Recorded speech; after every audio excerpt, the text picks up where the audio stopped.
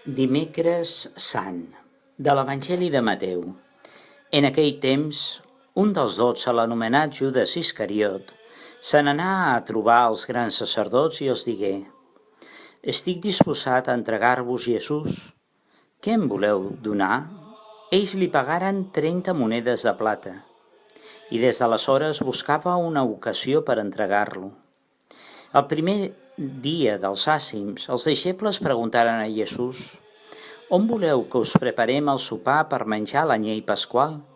Ell respongué: «Aneu a la ciutat, a la casa de tal, i digueu-li: el mestre diu: el meu moment s'acosta.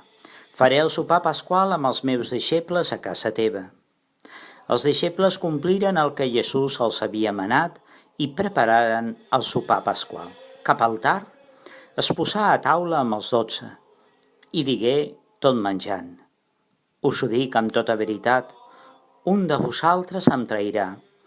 Ells començaren a dir-li un per un, molt entristits: «No sóc pas jo, Senyor?» Jesús contestà: «El qui posa en mi la mà al mateix plat per sucar-hi és el qui em trairà. El fill de l'home fa el camí que les escriptures havien predit d'ell, però ai de l'home que el traeix. Aquest home més li valdria no haver nascut». Judes, el qui el traïa, li preguntà: «No sóc pas jo, rabí?» Jesús li contestà: «Sí que ho ets». Benvolguts, avui és Dimecres Sant, estem a les portes de començar aquest Triduum Pasqual, aquests 3 dies que celebrem com si en fossin un, de celebrar aquest darrer sopar amb el Senyor.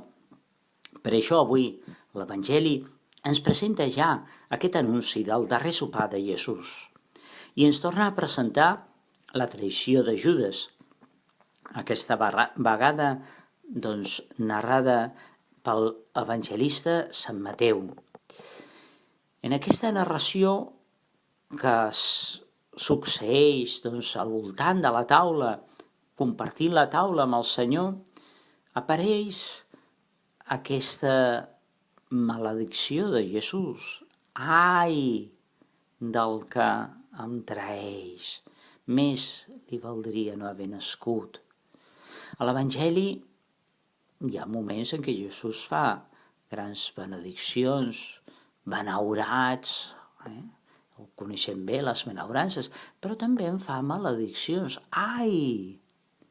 Aquí en aquest moment en fa una, perquè la vida dels homes, els actes dels homes, tenen conseqüències. I tenen conseqüències per al bé, però també per al mal. En la nostra societat, en el nostre món, s'havia estès la idea de que el que jo faig individualment no en té conseqüències, perquè és el que jo faig des de la meva llibertat i jo sóc lliure de fer el que jo vull i ningú m'ha de dir el que jo he de fer, perquè sóc jo el subjecte de la llibertat i faig el que vull sense mirar als altres.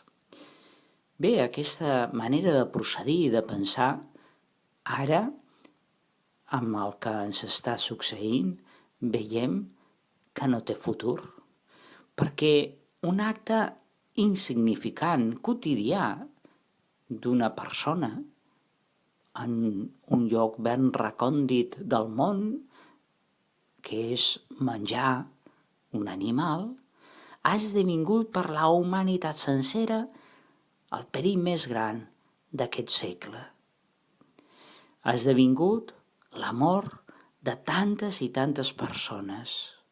Aquell acte concret, quotidià, aquell que menjava, podria pensar: no té cap contrascendència aquell acte. De què afecta? Doncs afecta a tota la humanitat. Doncs bé, això ens ha de fer pensar que els meus actes també tenen una conseqüència. El bé que faig té una conseqüència a la humanitat sencera. El mal que faig té una conseqüència a la humanitat sencera. Els nostres actes no són mai privats, mai són uns actes que no tinguin conseqüències. El bé que deixo de fer té conseqüències. Bé, si aquesta és la reflexió moral que podem treure d'això que ens està passant, també ens cal tenir una mirada una mica més enllà, que és la que ens diu l'Evangeli, que ens diu Jesús. Aquell acte de Judes, de trair Jesús, té una conseqüència envers a Jesús i els seus deixebles, el portaran a la mort, es dividiran, cadascú anirà pel seu cantó, però també té una conseqüència transcendental, perquè els nostres actes no només afecten a la humanitat, els que ens envolten, els homes, sinó que d'alguna manera tenen una transcendència, van més enllà d'aquesta vida, s'obren a la vida eterna. I aquí està la transcendència del que fem. I per això Jesús diu, ai, perquè els nostres actes tenen una transcendència més enllà d'aquesta vida. Ja la tenen aquí, però van més enllà. Per això, davant d'aquests dies que estem, aquest Triduum Pasqual, aquests 3 dies que l'Església celebra com si en fossin un de sol, doncs és transcendent el que anem a fer, com els viurem. No és igual, són dies d'estar amb el Senyor, de pregar-li, perquè són dies de gaudir de la presència del Senyor. El Senyor vol menjar amb nosaltres la Pasqua, vol seure a taula amb nosaltres. És veritat, aquest any haurem d'estar a casa nostra, tancats, però és bon moment per viure aquests dies amb la nostra família. I per què no? Pregant amb ella. La nostra família, cadascú, naturalment té la seva fe, però podem pregar junts, podem viure amb intensitat aquests dies de cara al Senyor, perquè els nostres actes tenen transcendència.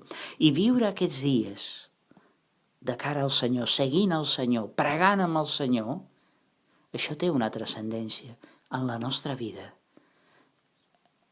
Això ens permetrà omplir-nos d'aquesta llum de la Pasqua que Crist ens porta.